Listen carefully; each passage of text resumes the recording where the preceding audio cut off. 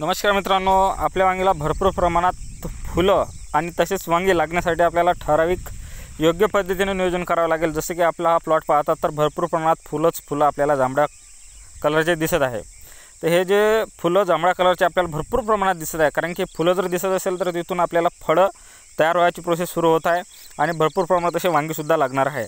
तर त्यासाठी आपण काय केलं की वांगीला नेमकं जो काही रोग असतो, पांढरी माशी, तुरतुडे वगैरे, ते आपण नियंत्रित केलं, जेणेकरून वांगीला जे काही डंख मारणारे कीटक आहे ते आपण पहिले नाहीसा केले। म्हणजे त्याच्यामुळे काय होते, अळीचं प्रमाण कमी होते, कारण की अळ्या जिथून तयार होते ते पतंग म्हणजे पांढरे माशी असो, तुरतुडे असो, त्यांच्यापासून जे काही निर्मिती होते त्या अळ्यांची निर्मिती होते ते आपण पहिल्यांदा थांबवलं।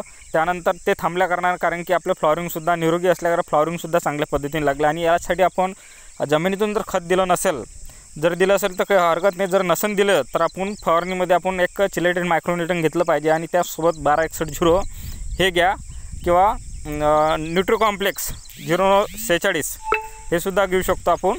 तर अशा पद्धतीचं आपण जर एक स्प्रे केला तर भरपूर प्रमाणात आपल्याला अशी फ्लॉवरिंग दिसून येतो आणि त्याचंच आपल्याला फळात रूपांतरसुद्धा होतं। आणि जर फवारणी जर नसेल करायची, आपण जर खत दिलं असेल तर त्यानेसुद्धा फ्लॉवरिंग भरपूर प्रमाणात लागणार आहे, परंतु झाड निरोगी असलं पाहिजे।